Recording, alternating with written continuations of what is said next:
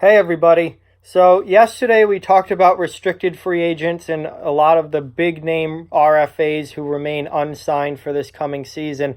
Today I want to talk about unrestricted free agents, UFAs who are still on the open market.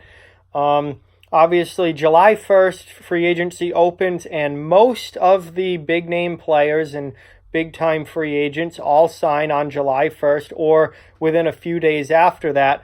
It is now August 1st, and these guys do not have contracts yet. So it'll be interesting to see what happens with a lot of these players. A lot of them are veterans, and some of them I'm really not sure why they haven't signed yet, or certainly I would think that teams would be giving them offers. But for whatever the reason, these guys are still available on the open market, and there are some very decent good, decent players still available. So let's get right into it, starting with number one, Justin Williams. Justin Williams was the captain of the Carolina Hurricanes last year. He led them to the Eastern Conference Final. Yes, he's 37 years old. He's been in the league a long time, but he had 23 goals and 53 points last season. That's a solid second-line season. I'm really not sure why a team hasn't brought Justin Williams in yet, other than potentially it being a salary issue. But even though he's older, he's still a very productive player and just had a 50-point season last year. So I see no reason why you wouldn't bring in Williams, who has a ton of playoff experience and been around the league a long time, why you wouldn't bring him in on a semi-cheap deal and have him play on your third line. That just, I'm shocked that Justin Williams is still available. And to me, he is the best player still available on the open market. Number two, this situation is a little different. It's Kevin Shattenkirk. He just got bought out by the New York Rangers. So he literally just became an unrestricted free agent today. So it's not like teams have had since July 1st to sign Kevin Shattenkirk. However, with that buyout going through officially, Shattenkirk is now a UFA. He's 30 years old. The talent is there with Kevin Shattenkirk, but it's been a tough few years for him. Really, since leaving St. Louis, it's been a tough few years for Kevin Shattenkirk. He only had 28 points last year with the Rangers. He's had injury issues. Really, ever since signing that big contract with New York, it was just kind of all downhill from there for Shattenkirk. Listen, he's a player that we know can be a top four defenseman. He was a top four defenseman in St. Louis.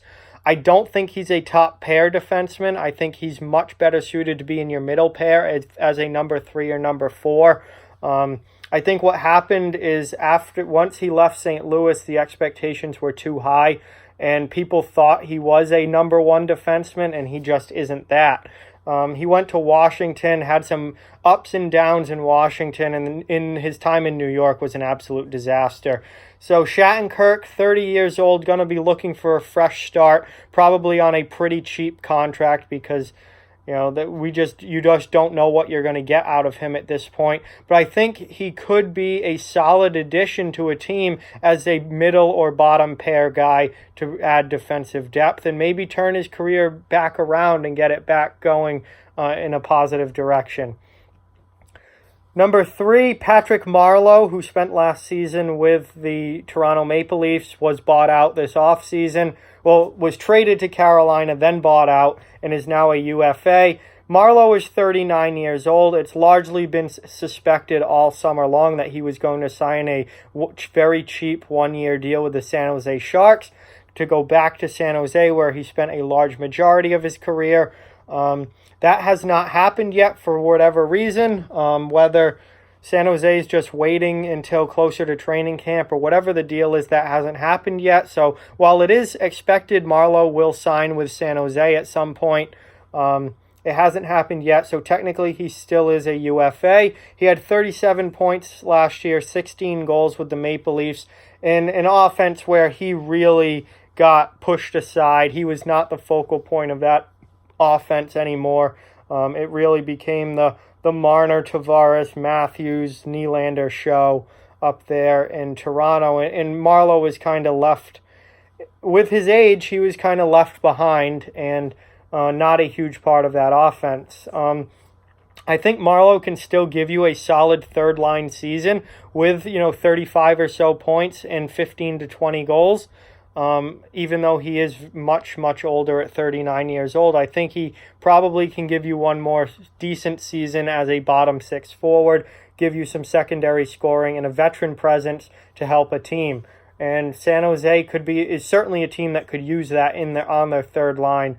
And I think Marleau is a good fit there, obviously, given his history with them. Staying with San Jose Sharks, or former Sharks, Joe Thornton, also 39 years old, has not signed yet for this coming season. He is a UFA. Again, he also is expected to stay in San Jose. For whatever reason, a deal has not been done officially yet. Maybe the Sharks are just waiting till closer to training camp, see if they make any other moves before bringing Thornton and Marleau back. But Thornton, still at almost 40 years old, a very, very good season last year for his age. 35 assists, 51 points. A 50-point season out of him is spectacular for a guy who's probably going to be a third-line center at this point in his career. Still has a lot of offensive talent, still has a lot of ability, and still can perform at a decent level. So, again, I think Thornton will play this season. I think he's still certainly good enough to stay in the league, and it's probably going to be San Jose that signs him eventually. Moving on to number 5 here, we have Jake Gardner, formerly of the Toronto Maple Leafs.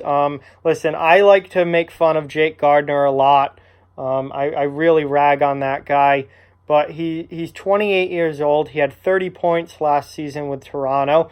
And as bad as some of the turnovers are that he makes, as lost in his own zone as he looks sometimes, he's not so bad that he doesn't belong in the league. I mean, this is a guy who was playing top 4 minutes for the Maple Leafs last year. He certainly still belongs in the league. He needs a contract. As much as I rag on him and make fun of him, there are plenty of teams out there who you look at their defense core, and adding Jake Gardner would be a positive improvement to their defense core, despite his shortcomings. He still certainly deserves a job. And I know there's been a lot of talk this offseason about him really wanting to stay in Toronto and willing to take a huge pay cut to stay in Toronto.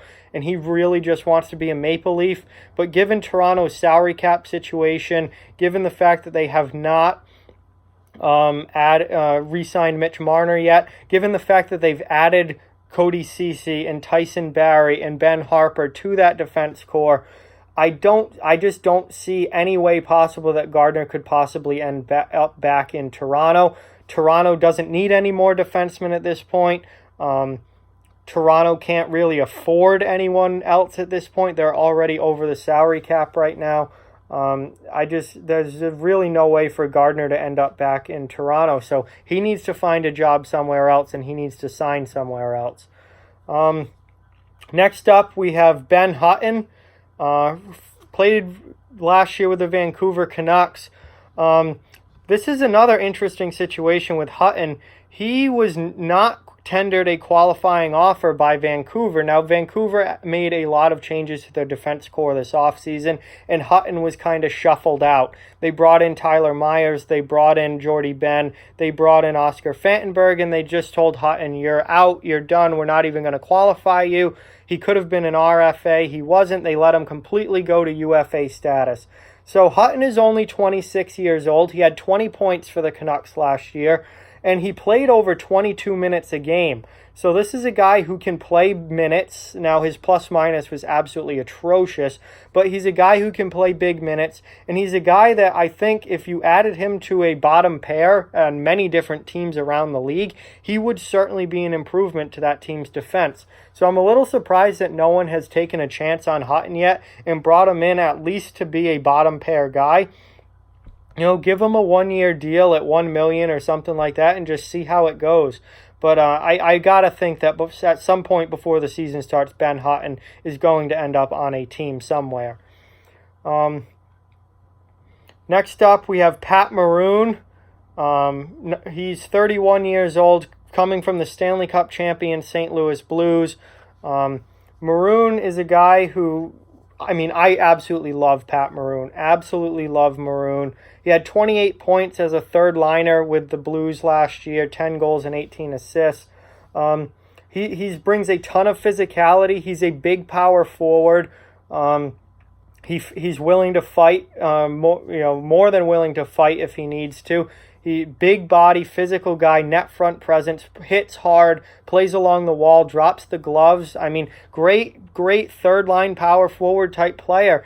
And I am very, very surprised that Maroon hasn't signed yet. I think he really is holding out because he wants to stay in St. Louis. That's where he's from. That's where his family is.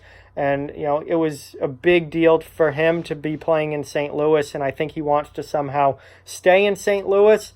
I don't know if the Blues are as excited to bring him back, but I'm sure would be willing to take a very cheap deal to stay in with the Blues. But he's got to play somewhere. I know certainly he's not going to get a big contract. Power forwards, we've seen what's happened with them over the past few years with, Milan Lucic getting a huge deal, David Backes getting a huge deal, and then them falling completely flat on their faces and those ending up being horrible, horrible contracts. Pat Maroon's not going to get a deal like that, but Pat Maroon can get a 1-year, $1.5 million deal. He's got to from somewhere. He's too good of a player to be out of the league, and he brings too much to the table, not only off with the, offense as a bottom six forward, but also physically for a team just not to, no team to pick him up. So Pat Maroon should be in the league next year. We'll see where he signs. Next up at number 8 is Brian Boyle. Brian Boyle played most of the last 2 seasons with New Jersey, then got traded at the end of last year to Nashville, finished out the year with Nashville, and is now a UFA. He's 34 years old. He's getting up there in age, but still, he had 18 goals last year as primarily a fourth liner. Boyle is one of the better fourth line guys in the league. He can play center or wing. He's big. He can be physical. He can fight if he needs to, and he can bring offense from a fourth line secondary scoring role. He had only 18 goals is very good for a bottom six player, and only 24 points. So Brian Boyle, even though he's getting up there in age into his mid-30s now, certainly think we'll end up with a team in a solid fourth line role for next season. I think he's really one of the best fourth liners in the league, and I think just about every team would benefit from adding Boyle on this coming season. Sticking with fourth liners, number 9, we have Riley Sheahan, who started with Pittsburgh, finished last year with Florida, was part of the Nick Bjugstad deal that sent Bjugstad to Pittsburgh. He's 27 years old. He only had 19 points last year, but he is largely a defensive-minded forward.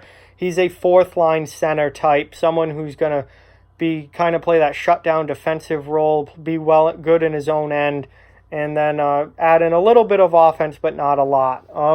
At only 27, and with the amount of teams that I think could certainly use depth down the middle and fourth-line help, depth, bottom six forward help, I think Riley Sheahan absolutely deserves a contract for this coming season.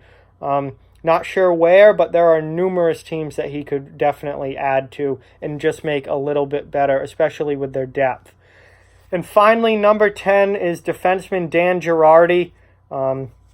Spent the last few years with Tampa Bay. He's 35 years old. We've seen his play go significantly downhill as he's gotten older over the last couple of seasons. He did have 16 points last year, but still, he is certainly not the Dan Girardi that was a top-pair shutdown D-man when he was with the New York Rangers. Those days are long gone for Girardi. However, I do think a team could easily bring him in as a bottom-pair defenseman or a number 7 and just have he's a veteran guy with a ton of experience, a ton of playoff experience. He's pretty much always been on good teams between the Rangers and the Lightning. And I think he would certainly be a great veteran presence to add to any locker room and any defense core. And maybe he's not an every night player anymore. Maybe he's not going to play 80 games this season. Maybe he's someone who you only need to play 45 or 50 games as a seventh defenseman who jumps in when someone else gets injured. But he certainly could bring value to a team still. He's still good enough to do that.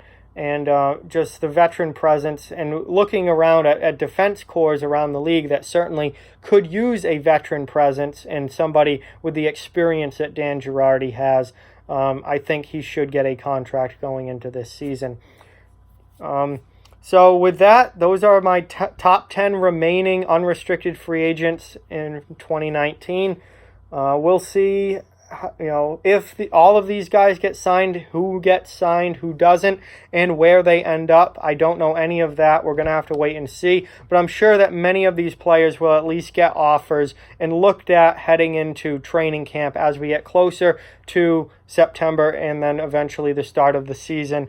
I do think most of these guys will end up somewhere because really all of them are still good enough players to be in the league, and none of them are so bad at this point that they don't even belong in the league. So they may be signing cheap deals, maybe a little cheaper than they want or expected, but that it's better than nothing, and I think that they do deserve at least a look to get a contract. So with that, like, comment, share, subscribe, follow on social media. All those links are down in the description below. If you'd like to further support the channel, the links to our Patreon and merchandise store are down in the description as well. Keep spreading the word about this channel. Let's keep this thing growing. We are on our road to 1,000 subscribers, so please, if you can help out in any way, it would be greatly appreciated.